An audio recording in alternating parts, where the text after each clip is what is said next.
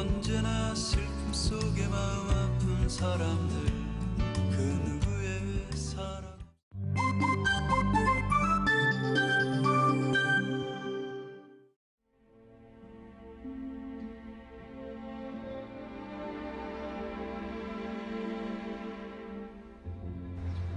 안녕하십니까, 윤동현입니다. 저는 지금 김해 봉화마을에 나와 있습니다.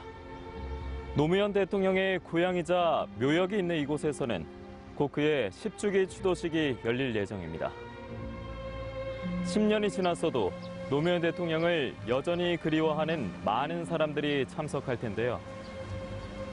MBC 경남은 노무현 대통령 서거 10주기를 맞아 10년 전 그날의 대한민국을 돌아보려 합니다.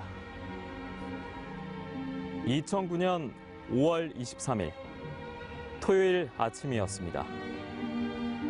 하늘은 조금 흐렸고 비 예보가 있었습니다. 평범한 그날, 그 아침에 노무현 대통령이 떠났습니다.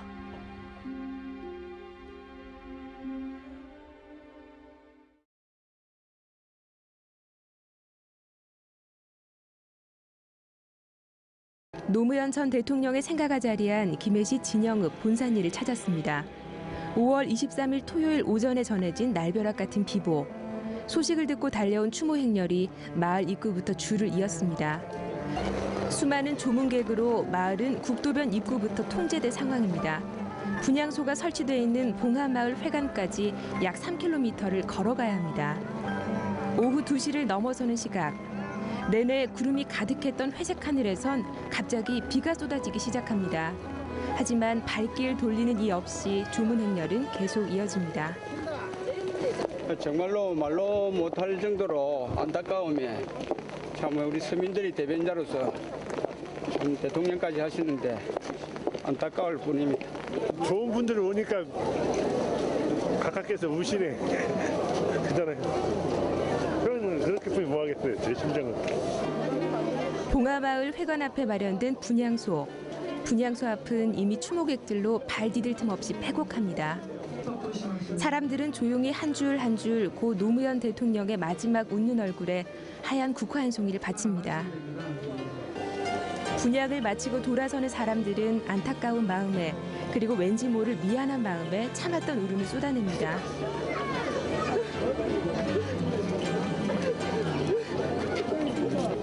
마음이 너무 아파요.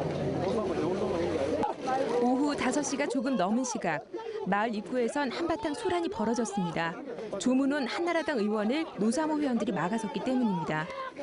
긴 몸싸움 끝에 결국 한나라당 의원은 발길을 돌리고 말았습니다. 많은 취재진들에 막혀 돌아가는 길조차 쉽지 않은 상황이 벌어집니다. 밤늦도록 추모 행렬은 계속됐습니다.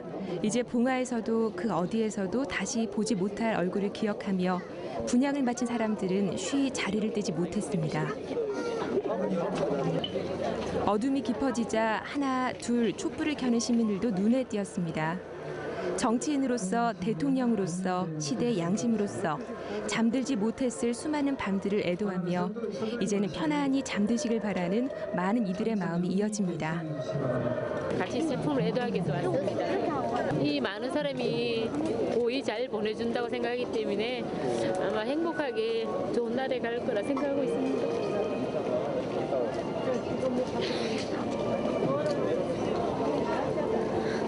말을 할 수가 없네요, 사실은.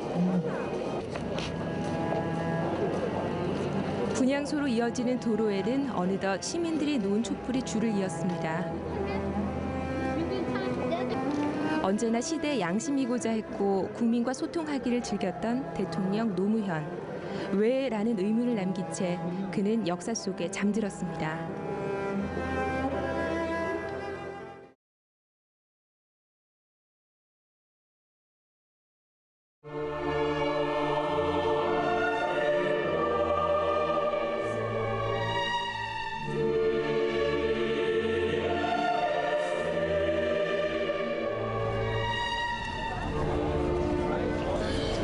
그래서 내가 선거하라고 선거하라고 놀러갔다가 죽은 다음에 와서 뭐라고 얘기하겠어 지금.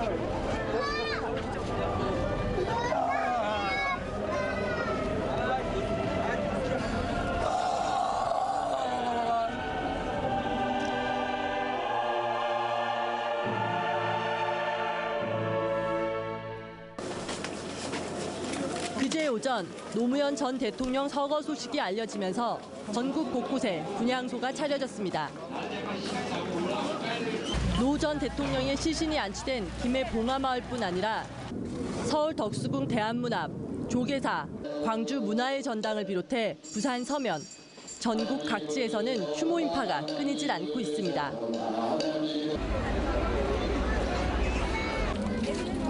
노 전 대통령의 덕수궁 앞 임시 분향소는 조문객들로 붐빕니다. 국민의 한 사람으로서 너무 안타깝잖아요. 그리고 마지막 가는 거 정말 영전에 꽃 한 송이라도 드리는 게 도리이고 경우라고 생각했어요. 저는 여기 서울에 안 살고 지방에 있거든요. 저희 아이들한테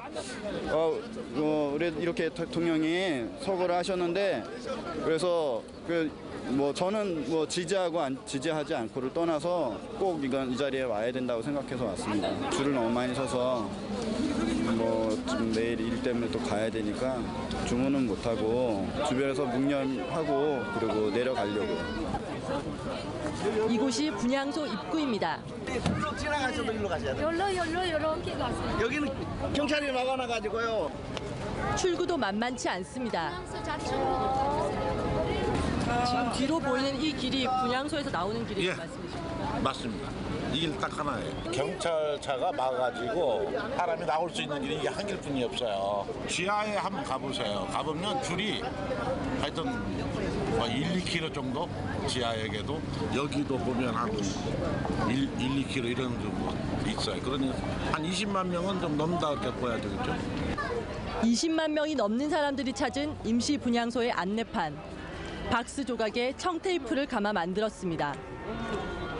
추모객은 계속 모여들고 있지만 분향소는 턱없이 비좁습니다. 하지만 바로 옆 시청 광장은 텅 비어 있습니다. 이거 지금 한방 경찰들이 이렇게 삥 둘러싸가지고 아주 꼼짝을 못하게 하는 거예요. 분향소를 찾은 최문순 의원을 만났습니다. 어제 노무현 전 대통령께서 돌아가신 후에 대한문 앞에 시민들께서 자발적으로 분향소를 만들었습니다. 그래서 이제 분향을 했던 것이죠. 그렇다고 해서 무슨 폭력 사태가 있었던 것도 아니고 아주 평화로운 상태로 지금도 진행이 되고 있습니다. 그런데 경찰에서 저걸 저렇게 보시다시피 쭉 막고 아주 좁은 통로만 열어줘가지고 지금 분향을 하는데 1시간 반 정도가 걸립니다. 저기 지금 청계천까지 줄이 늘어서 있습니다. 이게 진짜 너무하다는 생각 안 드세요? 한 나라의 대통령이 그래도 죽었는데 이것 좀 봐봐. 왜 시청을 안 뚫어주는데 자기네들 것도 아닌데 기가 차지 않아요? 23일 경찰은 시민을 가둡니다. 시청 광장은 막힙니다. 덕수궁에 임시 분향소를 설치합니다. 경찰이 천막을 강제 철거합니다. 시민과 경찰 사이에 몸싸움이 벌어집니다. 슬픔은 분노가 됩니다.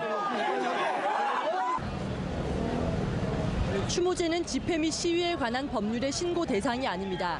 그러나 경찰은 불법 과격 시위로 번질 것이 우려된다며 원천 봉쇄합니다.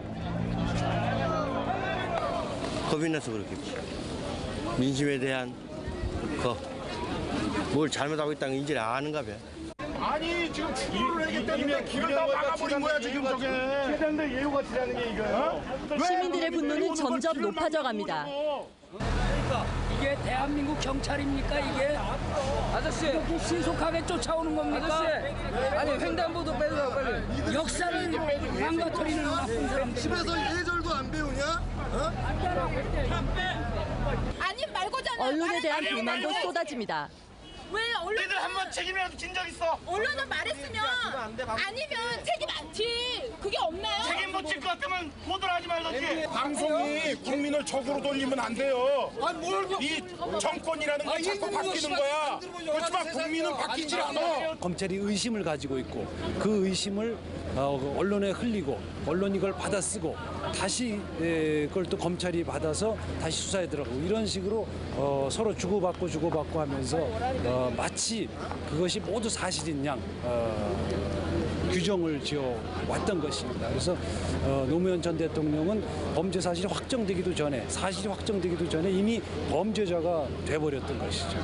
노무현 전 대통령께서는 아주 결벽증이 있다시피 자신에 대해서 완벽을 추구하는 분입니다. 인격 파괴, 명예를 파괴를 해서 그분이 더 이상 설 자리가 없었던 것 같습니다. 그래서 그냥 백주 대낮에 경찰차의 소변을 보고 대로에 주저앉아 울분을 토합니다. 정신적 혼란과 충격에 쌓인 대한민국 서울의 모습입니다. 참 우리 비정규직 노동자들 자살 또 용산 참사에서의 그 학살 뭐 이런 상황 속에서 국민들은 제가 보기엔 거의 뭐 지쳐 있어요. 이제 뭐 자포자기하고 다 지금 속이 부글부글 끓고 그냥 그런 상황이죠. 전혀 예측할 수가 없어요. 전부 공황 상태니까요. 국회가 뭐 제대로 열리겠습니까? 국민들의 마음이 뭐 어느 정도 어떻게 될지, 이 마음을 누가 어떻게 잡아갈지. 이 광장을 보시고 어떤 느낌이 드시나요? 그냥 슬프다는 느낌? 이렇게 전 대통령님 돌아가셨는데 그 분향소 하나 제대로 자꾸 이렇게 바뀌잖아요. 자꾸 경찰차들이 왔다 갔다 하고 경찰들이 자꾸 더 슬퍼지게 만드는 것 같아요. 가장 서민적인 대통령이셨고 또 저희 아버지 같으셨어요. 딱 말씀하시는 것도 그렇고. 스스로를 좌파라고 생각하신 적 있으십니까? 아니, 전 그런 적 없어요. 좌파고 우파고 저는 잘 모르니까. 이곳에 모인 추모객들은 지역이나 정치 성향보다는 그저 마음껏 애도할 수 있는 장소를 원할 뿐입니다.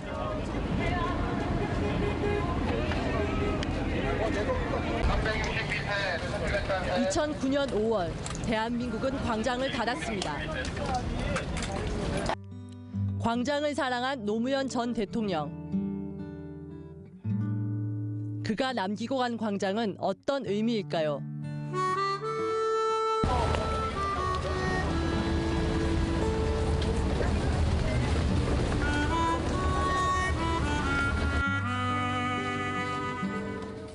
서울시청 광장을 둘러싼 2009년의 경찰 차벽이 굉장히 낯설게 느껴집니다.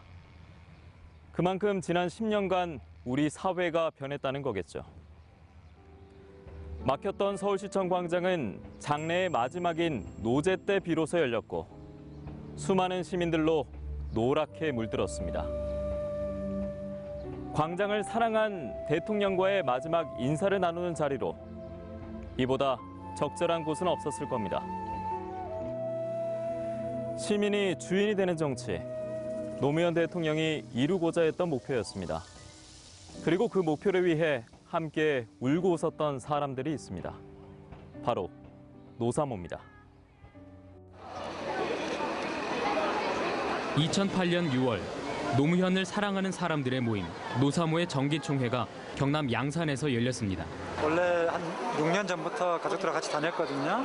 함께 꿈을 꿀 수 있는 사람들이 있기 때문에 또 그 꿈을 이룰 수 있는 그런 동일한 지향점과 행동을 나눌 수 있는 사람들이 있기 때문에 1년에 한 번 전국의 노사모 회원들이 모이는 자리. 그 중심에는 노무현이 있습니다.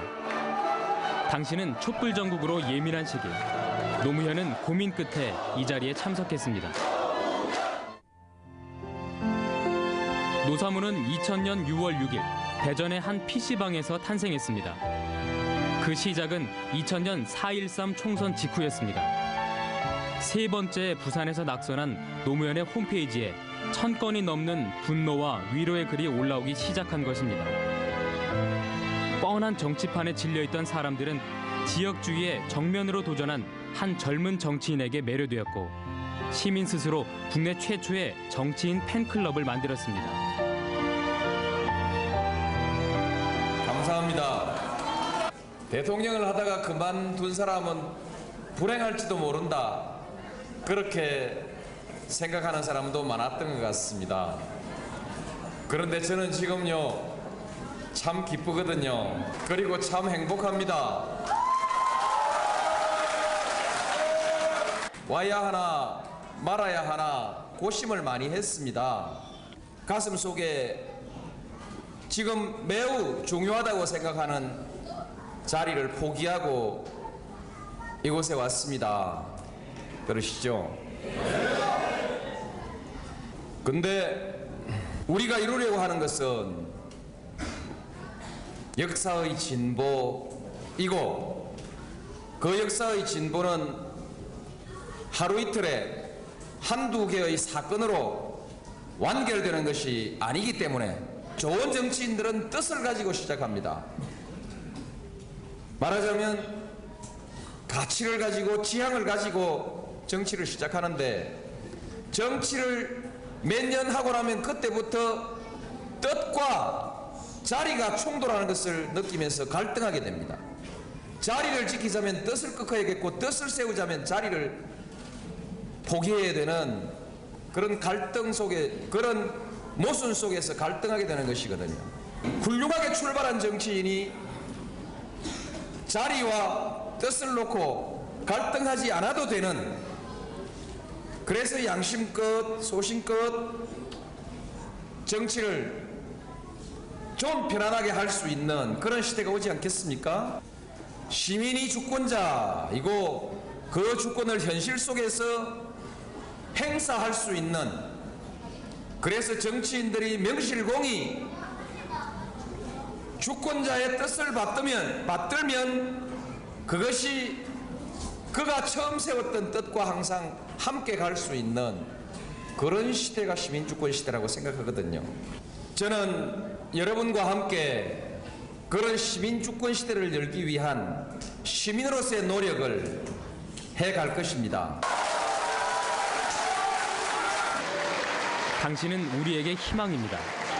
노란색 옷과 모자에 담긴 그 마음을 흔쾌히 받았습니다. 상식이 통하고 원칙이 바로 선 사회. 10년을 함께 해온 노무현과 노사모의 신념입니다. 아무도 시키지 않았고 한 푼도 받은 적 없지만 희망이란 단어가 이들을 모이게 했습니다. 아유 이거 한 달 동안 안 씻을 거예요. 군대 가고 다닐 거예요. 한 달이 남고. 이제 변치 않는 그 신념, 소신, 바람에 흔들리듯이 또는 자신의 어떤 안위와 이익을 쫓아서 하기보다는 어떻게 보면 참 미련하기도 하지만 그래서 더욱 빛을 발하는 거 아니겠어요? 다음 날 김해 봉화마을로 가는 길. 노사모는 오늘 노짱과 함께 봉화산을 오를 계획입니다. 시골길을 걸어 들어오니 벌써 많은 관광객들이 노짱의 생가에서 기념사진을 찍느라 분주합니다. 빼곡히 남겨진 글들이 인기를 실감케 합니다. 수직적인 대통령을 쭉 보다가 수평적인 인간관계를 유지하시는 그런 대통령님이 굉장히 이렇게 저희한테 굉장히 마음적으로 많이 와닿았어요. 그래서 굉장히 이렇게 더 오히려 퇴임하고 나서 그런 걸 더 많이 느끼게 되니까 더 이렇게 좋아지는 것 같아요, 오히려. 노사모 회원들과 관광객들이 함께 섞여 사저 앞은 그야말로 발 디딜 틈이 없습니다.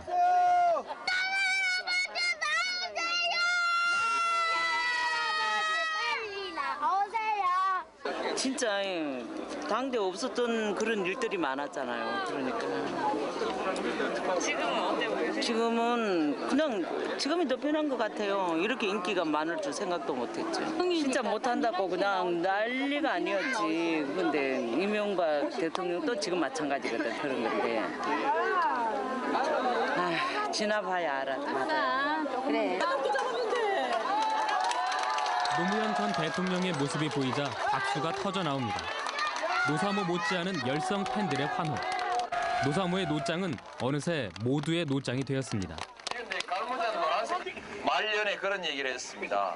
내가 대통령으로서 뭐 했냐 물으면 평가가 어떻든 간에 할 만큼 했다.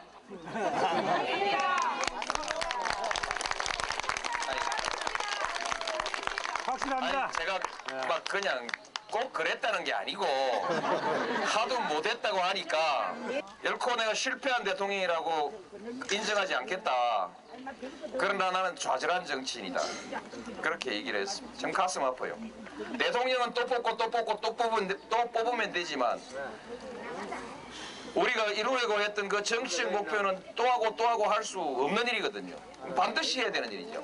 대통령은 언제라도 또 바뀔 수 있습니다. 5년 지나면 또 바뀌고 5년 지나면 또 바뀌고 할 수 있지만 이 지역구도는 누가 바꾸냐 이거죠. 이 엉터리 정치판은 누가 바꾸냐. 제가 못 바꿨으니까 이제 여러분이 바꿔주세요. 소탈하고 거침없는 언변, 노장을 찾는 이유입니다. 지금 우리 리스트리요 간이 조마조마합니다. 대통령이 시국에 대해서 또 뭐라고 한방 똥볼 찰까봐. 저는 아무리 잘 차도 똥볼이다 하면 똥볼이거든요. 그렇지 않습니까? 똥볼 안 찼지? 여러분 제가 또 다른 일정이 있습니다. 예, 안녕히 가십시오. 사랑합니다.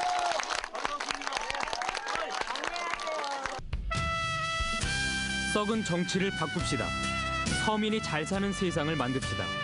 그것은 노무현의 소망이자 많은 국민의 소망이었습니다. 서민의 힘으로, 국민의 힘으로 탄생한 제16대 대통령 노무현. 노무현 대통령 만들기는 끝난 겁니다. 인정합시다. 그러면 이렇게 할까요? 대통령은 끝났지만은 노장은 살아있다. 노사모의 수명이 제 생존 여명과 같이 가는 겁니다. 이제 그 다음에는 이제 뭐 하냐 하면 노무현은 죽어도 노사모는 살아있다. 탄핵 무효의 촛불로 붉게 물들었던 서울광장이 2009년 5월 노랗게 일렁입니다. 노사모에 투영된 노장의 마음이 오늘 대한민국을 노란색 희망으로 물들이고 있습니다.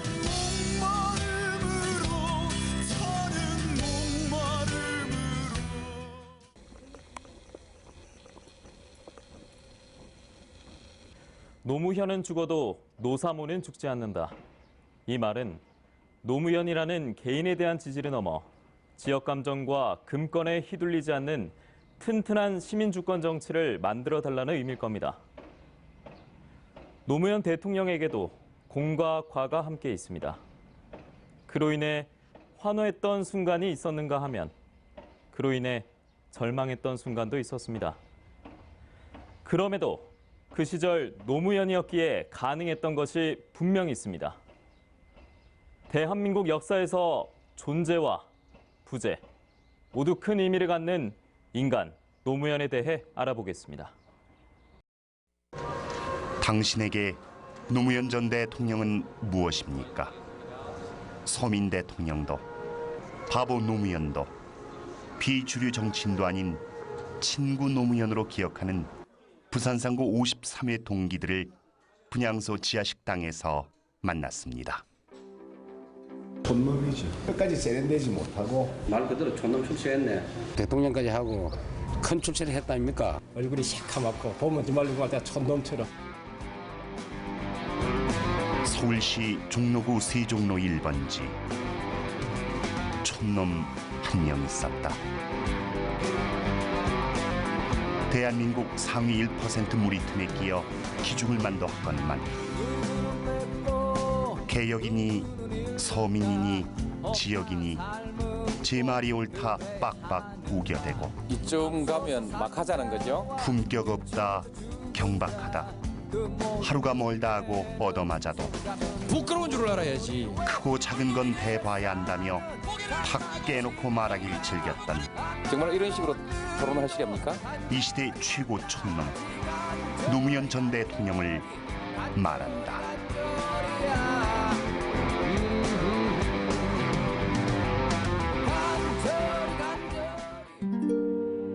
촌놈은 겁이 없다. 사저 그 앞뜰에 있는데 40년 전 얘기죠. 있는데 건너편 산에서 불이 반짝반짝했습니다. 저게 뭐냐?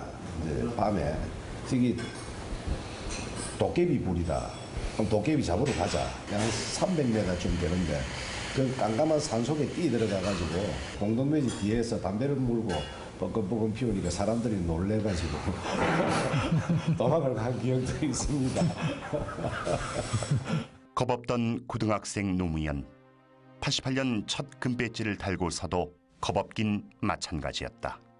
비애를 느끼면서 이 질문을 하고 있습니다.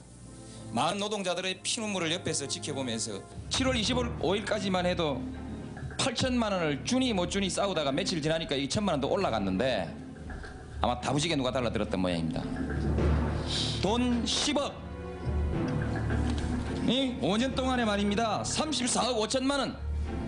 그 절대 권력을 가지고 있는 권부에는 5년 동안에 34억 5천만 원이라는 돈을 널렁널렁 갖다 주면서 내 공장에서 내 돈 벌어주려고 일하다가 죽었던 이 노동자에 대해서 4천만 원 주느냐 8천만 원 주느냐를 가지고 그렇게 싸워야 합니까? 그것이 인도적입니까? 그것이 기업이 할 일입니까? 답변하십시오. 이거 옳다고 생각하는 길은 끝까지 항상 했지. 옆에서 아무리 친구라도 잘못 얘기하면 도로 원수만 사고 자기 소신을 끝까지 굽히지 않는다고 생각해요.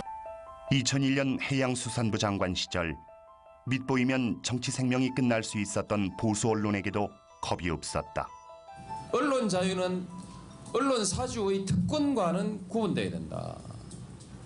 언론은 자유를 누려야 하되 언론 사주가 특권을 누려서는 안 된다는 것입니다. 저는 언론을 권력으로서 어떻게 흔들 생각도 없지만 그러나 언론에게 고개를 숙이고 비굴하게 굴복하는 정치인은 되지 않겠습니다. 정치하는 사람이 언론의 밥인데 대통령도 밥인데 어떻게 감히 이 일을 할 수 있느냐. 두고 보십시오.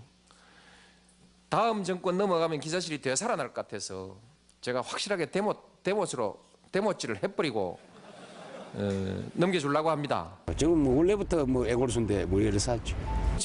되든 안 되든 옳다 싶으면 무조건 덤비고 보는 촌놈 기질은 대통령이 되어서도 계속된다. 패가망신으로 지금은 이제 쓸 수도 없는 독재 시대에 있던 낡은 유물입니다. 지금 다시 국가보안법 꺼내가지고 그런 일은 할 수 없겠지만 우리가 국민이 주인이 되는 국민주권 시대, 인권 존중의 시대로 간다고 하면 그 낡은 유물은 폐기하는 것이 좋지 않겠습니까? 칼집에 넣어서 박물관으로 보내는 것이 좋지 않겠습니까?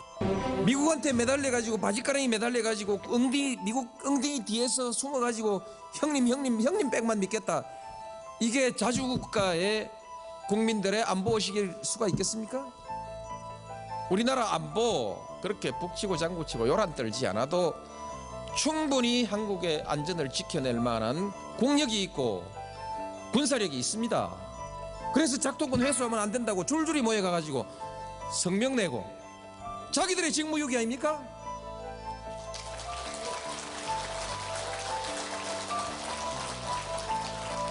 부끄러운 줄을 알아야지. 대통령 탄핵이라는 외통수에서도 그의 외골수 기질은 변함이 없었다. 잘못이 뭔진 잘 모르겠는데 시끄러우니까 그냥 사과하고 넘어가자. 그래서 탄핵을 모면하자 이렇게 하시는 뜻이라면 그것은 제가 받아들이기 어려운 것입니다. 결코 좌절하지 않겠습니다. 포기하지 않겠습니다. 반드시 노력해서 반드시 변화와 개혁을 성공시켜 내겠습니다. 감사합니다. 촌놈은 계산에 약하다. 이 친구는 아마 우리 동기 중에서 2학년 1학기 때 국위급을 땄어요. 제일 먼저 땄습니다.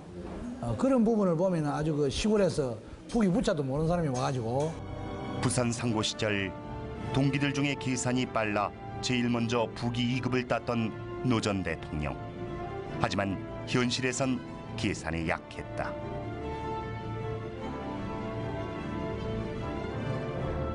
그때 당시는 노동조합을 만드는 데 지원하면 외부의 사람이, 조합원이 아닌 사람이 지원을 해주면 전부 삼자극행 금지 혐의로 구속이 됐는데 이석기 여사 시신이 탈취되고 나서 바로 그날 저녁에 노무현 변호사도 체포영장이 발부되어서 부산에서 체포돼가지고 구속되고 그 이후로 변호사 자기까지 박탈되는 정지당하고 그때 이제 잠바를 입으시고 얼굴이 새카맣고 보면 정말 누구한테 촌놈처럼 아주 그냥 우리 그때 양복 입을 때인데 마치고 퇴근해서 소주를 같이 마시고 꼼장어 시켜놓고 내 소주를 마시던 기억이 납니다. 영도 다리 밑에 그 꼼장어 집 가서 그 할 때 한잔 하던 소주 잔 놓고 하던 이야기 생각이 납니다. 만약에 그때 노동운동에 뛰어들지 않았다면 변호사 생활하면서 아주 그 엘리트 집단하고 같이 이래 살면서 잘 먹고 잘 살겠죠. 잘 나가던 변호사에서 인권 변호사로 또다시 노동운동가로 계산적이었다면 쉽지 않았을 터. 줄을 잘 서야 떡고물이라도 떨어진다는 정치판에서도 그는 계산적이지 못했다.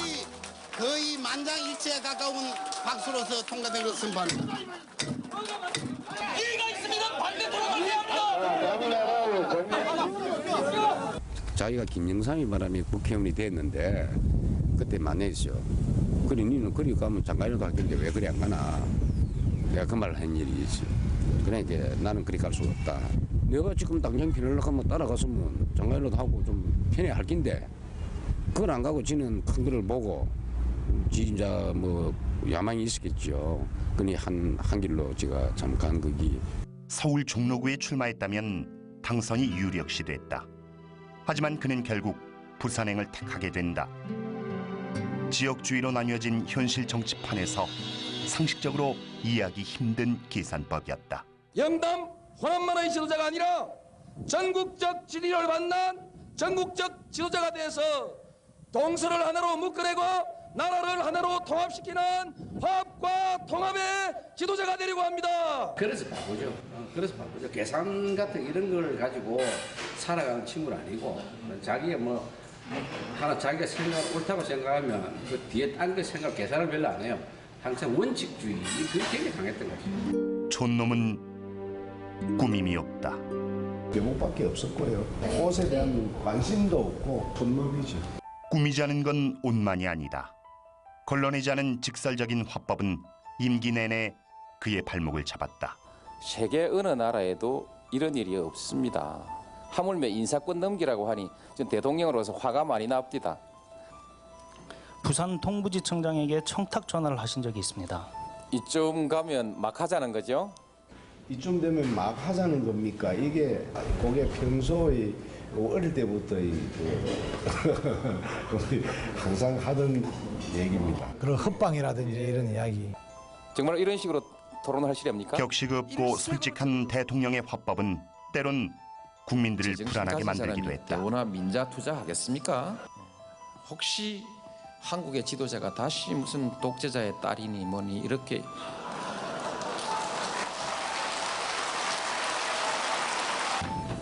그래서 이렇게 가다가는 대통령직을 못 해먹겠다는 생각이 그 위기감이 생깁니다. 촌놈은 헝그리 정신이 있다. 이게 지금 보자 1959년이네 3월 2일자 35회 졸업생입니다. 한번 또 찾아보시죠. 지금 공부를 상당히 잘하셨더라고요. 소농으로 생활은 하류이나 교육열은 만원 이렇게 돼 있습니다. 62명 중에 키가 작아 1번을 벗어날 수 없었던 초등학생 노무현. 밥 굶기를 밥 먹듯이 해도 배짱은 살아있었다.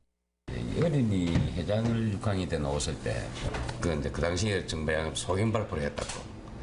근데 이 친구가 올라가 하는 이야기가 처음에 올라가 하는 이야기가 우리 아버지가 어제 저녁에 노름물레가 살로 다 이래버서 아침밥을 안 먹고 나와서 큰 소리로 말 못 하겠습니다.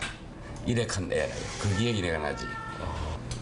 얘 집이 이제 본산이다 보여 저쪽 쪽이다 보여 저쪽 쪽에 학생이 작고 시내 쪽에 학생이 많았단 말입니다.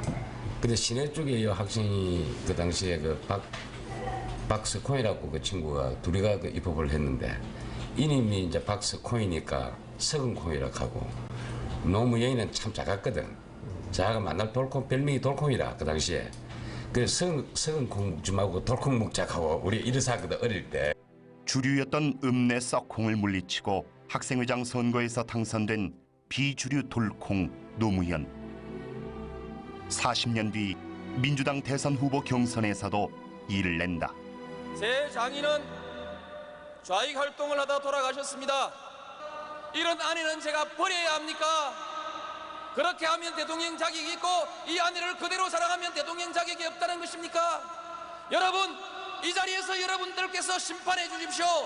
기호 2번 노무현 후보가 당선되었음을 선포합니다. 촌 출신, 상고 출신, 인권 변호사 출신, 가는 곳마다 따라다닌 비주류라는 꼬리표.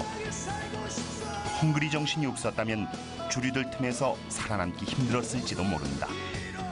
가난에서 벗어나야겠다는 열망과 함께 모두가 가난하지 않은 세상을 꿈꿨던 노 대통령. 못 먹고 못 살던 시절을 기억하는 평범한 서민들의 마음을 움직였다. 촌놈은 촌을 좋아한다. 대통령으로서 정책을 하시면서도 농촌 정책, 또 지방 분권 정책, 농촌 마을들을 잘 갖고 나가는 것에 대해서 굉장히 관심을 갖고 실제로 임기 내내 그분을 노력을 하셨습니다. 수도권과 지역의 격차를 줄이겠다는 정책. 대통령 임기 5년 동안에 반짝했던 약속이 아니라 평생 숙제였다. 모범을 만들어내는 것이 필요하다. 그래서 직접 고향 마을로 돌아가서 그 모범을 세우겠다라는 생각을 갖고 돌아오셨습니다. 그 농촌조차 다 황폐화돼 개어가 돼버리면 우리 이제 뭐 서울에 이제 갇혀 살아야 돼요. 옛날에 우리 과수원에 이 딸기밭이 있었다는 사실 모르죠? 우리 그 건너 감나무 과수원에 이 딸기밭이 있었어. 근데 이 정도면 따나? 예. 근데 그때는 그래 품종이 좋은 것이 아니었고. 맛이 어떠세요? 한 말씀 부탁드립니다. 딸기 맛이죠.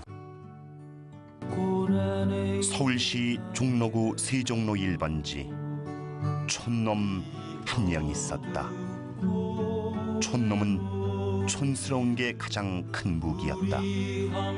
밥 굶기를 밥 먹듯이 해봤기에 배고픈 사람들의 심정을 알았고, 잃을 게 없었기에 가진 자들에게 덤비는 걸 겁내지 않았고, 투박한 사투리로 탁 터놓고 인간적으로 다가가길 즐겼고, 모난돌이 정맞는다는 소박한 어머니의 말 속에서 불의에 굴하지 않아야 됨을 배웠다. 계산에 약했던 촌놈이라 잘 나가던 변호사도 국회의원도 버릴 수 있었다. 서울시 종로구 세종로 1번지에 살았던 촌놈은 촌으로 다시 돌아가고 싶었다. 그리고 결국 촌에 잠들었다.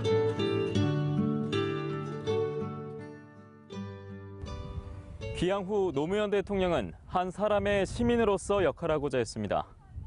그가 찾은 임무는 환경을 사랑하고 지역을 지키는 농부. 냇가에서 쓰레기를 줍고 밀짚 모자를 쓴 채 자전거를 타던 전직 대통령의 모습에 사람들은 환호했습니다. 퇴임 후 행복했던 한때, 농부 노무현의 꿈을 알아봅니다. 깎아머리 시절 논일던 고향 들판을 꿈속처럼 달립니다. 오랜 외출 끝에 평범한 농사꾼으로 돌아온 노무현 전 대통령. 귀향 15개월, 그는 무엇을 꿈꿨을까요?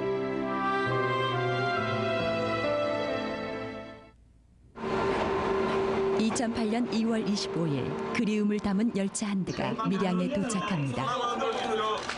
5년간의 임기를 마친 노무현 대통령이 고향 땅으로 들어서는 길, 꼭 32년 대통령 만입니다. 5년 동안에 가장 보람된 시간이 뭐냐 이렇게 다시 누가 묻는다면 오늘 그렇게 답하랍니다. 마치고 고향 내려가서 고향 사람들하고, 그리고 내보고 잘했다고 말하는 사람들하고 이렇게 다 함께 모셔놓고 귀향 보고를 하는 이 시간이 가장 행복했다, 이렇게 말하고 있습니다.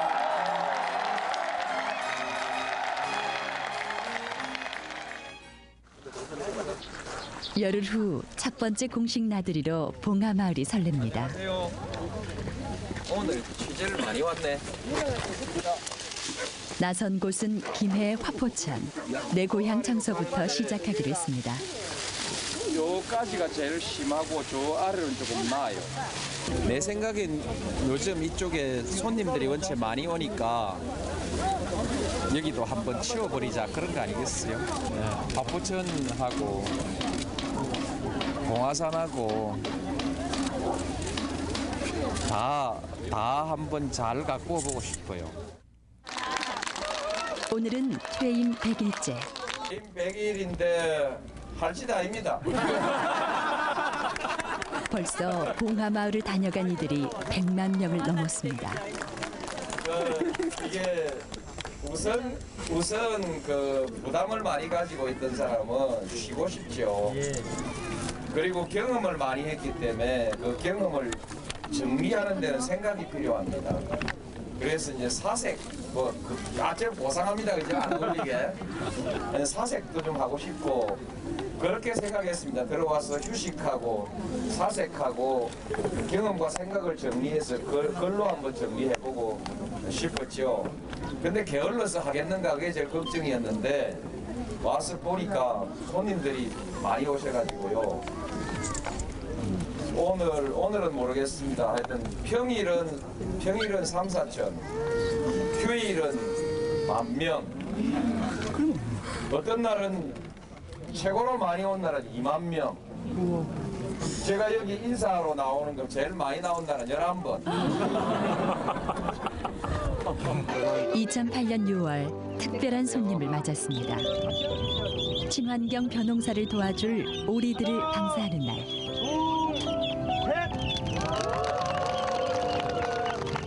귀향 후에 첫 벼농사가 성공할지는 이 오리들에 달렸습니다. 농부의 마음을, 그 옛날 부모님의 마음을 새삼 깨닫습니다. 우리 눈에는 안 보이는데 지그들 눈에는 뭐가 먹을 게 보이나 봐, 그지? 사람들이 찾아오는 농촌을 만들어 보자. 그 첫 번째 꿈이 시작됐습니다. 그리고 10월 황금들판이 추수로 분주합니다. 오리들의 활약 덕분에 여물게 잘 익은 벼들. 노무현 전 대통령도 수확할 기쁨으로 한 걸음에 논으로 달려오는 중입니다. 자전거를 타고 마을을 도는 그의 모습도 이제 이곳에선 익숙한 풍경입니다. 직접 벼를 베어볼 작정입니다. 자동으로 벼를 베는 기계인 콤바인. 힘있게 훌쩍 올라봅니다. 이제 제법 일꾼 티가 나는 농부 노무현입니다. 가을 수확량은 32톤. 한철 농사를 경험하고 보니 어느 하나 쉽지 않은 일임을 몸소 느낍니다. 기계가 이게 훨씬 더 민감해요. 이번 기계가 보니까 나는 미리 해보라고 하는 것을 전에 해봤다고 안 했더니 오늘 와서 보니까 못하겠네. 귀향 후 처음 시도한 노무현표 친환경 봉화 오리쌀. 이곳 농촌식대로 처음 찌은 쌀로는 온 동네 떡잔치를 벌입니다. 푸짐한 시골 인심으로 소박하지만 넉넉한 상이 차려집니다. 농산일 선배들이자 이 땅의 뿌리를 지키는 든든한 지지자. 이들이 있어 노무현은 존재합니다. 농사 짓는 거하고 정치하는 거하고 어느 게 더 어려우세요? 아니 또 뭐 비슷한 점도 있고 다른 점도 있을 것 같은데 안 어려운 일이 없죠. 근데 정치보다는 소리.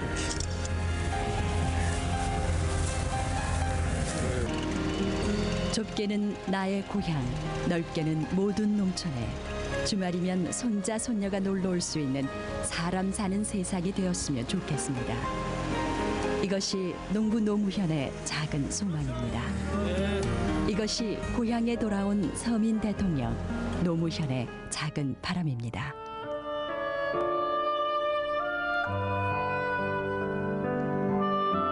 새로운 삶과 새로운 가치와 새로운 삶에 몰두하는 사람, 의미 있는 일이라든지 가치 있는 일에 대해서 그렇게 열정을 기울이는 사람들, 저는 참 그런 사람이 좋죠. 그 순간순간 움직이는 사람들의 마음을 읽으려고 하지 말고 사람들의 마음이 움직이는 방향이 멀리 보면 되게 짐작할 수 있습니다. 멀리 보면은 우리가 평소에 옳다고 배운 대로 갑니다.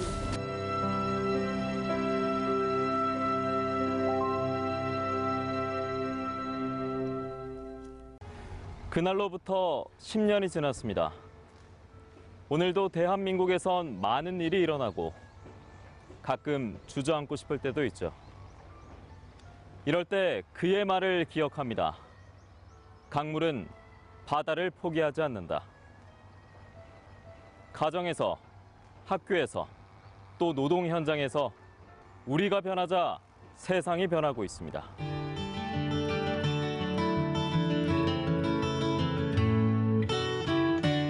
10주기 추도식의 제목은 새로운 노무현입니다. 새로운 노무현, 그건 아마 사람 사는 세상을 꿈꾸는 당신일지 모릅니다.